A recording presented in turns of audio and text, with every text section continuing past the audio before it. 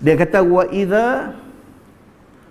idza tughsiltum, dan apabila diminta mandi sekalian kamu, maka hendaklah mandi oleh sekalian kamu. Ni bila satu orang sudah kena ain, kawan yang menjadi punca kepada kawan tu kena ain, dia ni kena mandi. Bukan kawan yang kena ain tu mandi, kawan yang jadi punca kepada kawan tu kena ain, dia ni kena mandi. Maka jikalau orang yang kena ain itu minta mandikan orang yang menyebabkan dia kena penyakit ain itu, kerana membuang ain itu daripada dirinya, maka turutlah kehendaknya. Dia dipunca menyebabkan kawan tu kena ain. Bila dapat tahu kata dia punca, bawa dia pergi bagi mandi. InsyaAllah dengan izin Allah sana nanti baik. Dia kata, ni sekali dia umai hadis dia. Dia kata At-Tirmizi, dan pada bab ini ada riwayat Ibn Abdullah bin Amru, dan bermula ini hadis hasan lagi gharib lagi sahih. Masalah, dia kata mandi orang yang mengenai orang dengan sakit ain, adakah wajib ataupun sunat? Dia menyebabkan kawan tu kena penyakit ain, dia ni nak kena mandi ni, wajib ke ataupun sunat dimandikan dia? Dia kata Qastallani di dalam Al-Mawahib Al-Laduniyah, dan bermula zahir amar. Dalam ayat tadi dia guna fi'il amar, faghsilu, fi'il amar, mandi. Dia kata bermula zahir fi'il amar dalam hadis itu pada katanya faghsilu itu menunjukkan wajib. Asal-asal perintah bila suruh wajib, itu asalnya, kerana ialah yang asal kepada amar itu, dan telah dihikayatkan oleh Al-Mazari padanya akan khilaf wajib dan sunatnya. Tapi dalam usul fiqh, perintah ni kadang wajib, kadang dia jadi sunat. Dia kata, dan telah ditashihkan akan wajib dan menurut katanya itu oleh Al-Qurtubi. Okay, Imam Al-Qurtubi dia kata wajib. Dia punya pasal kawan tu kena penyakit ain, dia ni bawa pergi mandi, memandikan dia yang menjadi punca kawan tu kena penyakit ain tu, wajib mandikan dia supaya kawan tu baik. Masalah, mandi orang yang mengenai orang penyakit ain itu bagaimana rupa mandinya? Ni hadis ni. Tapi hadis ni dia tak bawa matan, dia bawa mai kesimpulan dan terjemahan saja kepada hadis ni. Saya trace balik, memang wujud hadis ini, dan hadis ini sahih. Dia ada dalam Musnad Imam Ahmad, dan dia ada di dalam riwayat At-Tabrani, dan dia ada dalam riwayat An-Nasa'i. Hadis ni tuan-tuan boleh balik rujuk cari. Baik, kita ambil kesimpulan macam yang dia bagi. Tersebut di dalam kitab tu sesungguhnya berlaku sifat mandi itu pada hadis Sahal bin Hunayf kita sebut tadi radhiyallahu anhu, dan ada di dalam riwayat Ahmad dan riwayat An-Nasa'i. Dia beritahu ada di riwayat Imam Ahmad dan An-Nasa'i, dan hadis ini sahih. Baik, bahwasanya Sahal bin Hunayf bercerita pada anaknya, sesungguhnya Nabi SAW keluar daripada Madinah dengan beberapa orang sahabatnya. Dalam hadis cerita detail lagi, Nabi keluar dari Madinah nak pergi Mekah. Dia kata, maka berjalan mereka itu beserta dengan Nabi ke pihak satu tempat yang ada ayam. Dalam perjalanan, orang dulu dia nak cari tempat wadi yang ada ayam, nak transit, nak mandi manda, nak apa semua, sehingga sampai ia ke satu tempat yang bernama Syi'bul Kharar. Satu tempat yang nama Syi'bul Kharar di Juhfah. Juhfah ni apa tuan-tuan bisa dengar? Juhfah ni apa? Salah satu daripada miqat untuk niat haji. Okay. Sampai di Juhfah ni, maka mandilah Sahal bin Hunayf ni, kerana dia satu orang bersama dengan Nabi SAW. Bila singgah situ, Sahal nak mandi dengan ada satu orang lagi nak mandi sama di situ. Dan adalah Sahal itu tubuhnya putih. Ni dia nak main cerita. Sahabat Nabi yang bernama Sahal bin Hunayf ni, dia ni orang segak, kulit putih. Dia kata lagi bagus dan manis rupanya, orang handsome. Sahal bin Hunayf ni orang handsome. Maka memandang kepadanya oleh satu orang sahabat lain yang bernama Amir bin Rabi'ah kepada Sahal yang sedang mandi itu. Amir ni pun nak mandi juga. Dia pergi tengok Sahal nak mandi dulu. Sahal masuk di tempat mandi itu, dia tengok Sahal ni, satu Sahal ni dah memang handsome, kulit putih melepak gebu. Oh, dia bila tengok dia sudah jadi satu macam. Satu macam ni tahu apa dia? Saya pun tak tahu. Tapi dia jadi satu macam. Bila dia tengok Sahal bin Hunayf ni dengan tubuh badan putih, gebu, kulit apa semua ni, Amir bin Rabi'ah ni bila tengok ni dia sudah main satu macam. Lalu Amir pun kata, dia kata belum pernah aku lihat satu orang pada hari ini, orang yang kulit putih dan bagus macam mana kulit Sahal bin Hunayf ni. Oh, dia kata seumur hidup aku tak pernah tengok orang macam ni. Segak, dia kata dengan kulit putih gebu.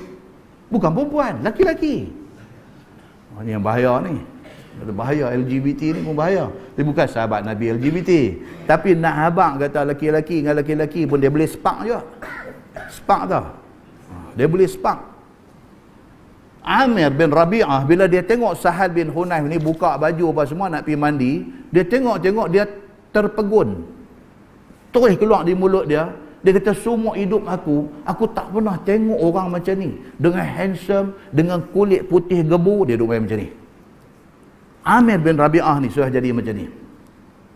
Sebaik-baik sahaja habis cakap Amir bin Rabi'ah ini, lalu Sahal bin Hunayf pun jatuh terpelanting di atas muka bumi. Dia nu nak mandi di sana. Dia ni duk usyar. Tahu usyar? Dia duk usyar daripada jauh. Dia duk tengok daripada jauh. Dia ni buka baju dia tu. Dia main dia kata, seumur hidup aku tak pernah tengok orang segak, handsome, dengan kulit putih melepak gebu. Dia duk main macam tu. Dia kata, last sekali. Dia kata. Bila dia kata tu, habis aja dia cakap, Sahal bin Hunayf yang dah buka baju nak mandi ni terpelantin jatuh ke bawah. Begitu keadaan dia. Bila dilihat orang-orang akan Sahal sudah jadi yang demikian itu, maka pi depa cerita kepada Nabi SAW. Nabi tu ada sama lah rombongan tu. Nabi tu lari pi dekat Nabi, pi habaq depa kata, ya Rasulullah, sahabat kita Sahal bin Hunayf sudah jatuh terpelanting tiba-tiba. Pi habaq dekat Nabi. Adakah sekalian kamu tuduh siapa-siapa seorang daripada kamu yang telah memandang Sahal dengan pandang mata yang memberi mudarat? Nabi terus tanya macam tu. Nabi kita adakah siapa-siapa di kalangan hampa tadi yang tengok Sahal waktu Sahal nak mati, yang dia ni satu macam Nabi kata. Okay.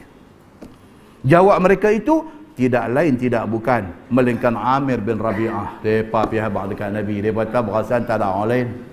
Nampak duk tengok duk usyar, dia kata. Usyar ni dia lebih daripada tengok ni. Tengoklah. Usyar ni dia nakai sikit. Dia kata, kami rasa kalau tak ada orang lain, dia kata, ya ni Amir bin Rabi'ah punya kerja. Maka dipanggil Nabi SAW akan Amir serta dimarahnya. Ni dia bawa mai kesimpulan terjemahan. Tuan-tuan tengok balik dalam Musnad Imam Ahmad ada hadis ni. Saya tak baca-baca lagi, dia habis pukul 10. Pasal hadis ni panjang. Dalam apa An-Nasa'i pun ada. Dia cerita benda ni. Nabi bila dia sebut kata ini, kami rasa tak ada orang lain melainkan Amir. Dia bila dia tengok Sahal pi nak mandi tadi, dia nampak dia satu macam. Dia berkata, dia beritahu dekat Nabi. Nabi dan panggil Amir bin Rabi'ah ni. Nabi panggil dia, Nabi marah. Kata Nabi, mengapa membunuh seorang daripada kamu akan saudara kamu yang sama Islam? Nabi kata dekat Amir, Nabi kata, apa hang ni? Hang boleh bunuh kawan hang tau kalau macam ni. Hang tengok dia, lepas tu hang pergi bercakap pelik-pelik tentang dia, hang boleh bunuh dia. Nabi kata kat dia, kenapa kamu tegur pada waktu kamu berkenan melihat tubuhnya? Nabi kata, hang kata apa tadi bila hang tengok Sahal bin Hunayf nak mandi tadi? Hang pergi kata apa? Pada masa ia mandi, kamu katakan elok kepadanya? Nabi tahu dah. Hang mesti kata benda ni dekat dia. Dan dikata dia putih dan macam-macam cakap, kamu kata dekat dia. Nabi kata dekat dia macam tu. Amir kata apa? Exactly. Dia kata, betul ya? Memang pun, saya memang tak pernah tengok. Dia kata, dia ni dah lah satu orang yang good looking. Good looking ni maksud apa? Kira handsome. Dia ni good looking. Tengok rasa syok. Tasurrun nazirin. Orang tengok je rasa syok. Dia tengok. Muka orang syok tengok. Tak cukup yang tu. Dengan duk ulah kata kulit putih gebu lah apa semua. Nabi kata apa ni hang pergi buat macam tu? Nabi kata lain kali. Tuan-tuan dengar dia lah. Nabi kata dekat Amir bin Rabi'ah ni, lain kali bila engkau lihat satu yang kamu berkenan, yang kamu rasa suka, jangan duk cakap pelik-pelik macam-macam. Tapi ucapkanlah barakallahu fi. Ini hadis. Kan, bila kita tengok satu orang, kita rasa impress, kita rasa teruja. Terus duk sebutlah dia segak, handsome, apa kok tu, kok ni, tak mahu. Cukup dengan kata apa? Barakallahu fik. Allah berkati engkau. Allah bagi kat hang rupa parai segak apa semua, barakallahu fik. Macam tu. Nabi ajak macam tu. Sabda Nabi SAW, hai Amir, pi mandi kamu kerananya. Ni syahid dia tang ni. Nabi kata dekat siapa? Dekat kawan hak jatuh tadi ke? No, Nabi kata dekat kawan yang usyar.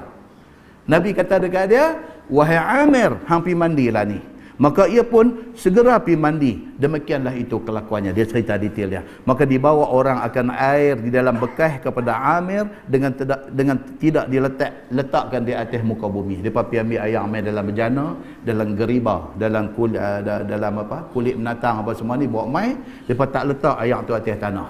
Itu yang diceritakan dalam hadis. Maka Amir pun basuh muka dia. Depa tuang air kat dia, dia tadah tangan basuh muka dulu. Dan basuh dua tangannya.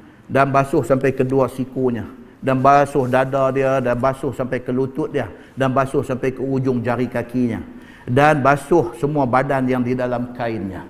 Basuh.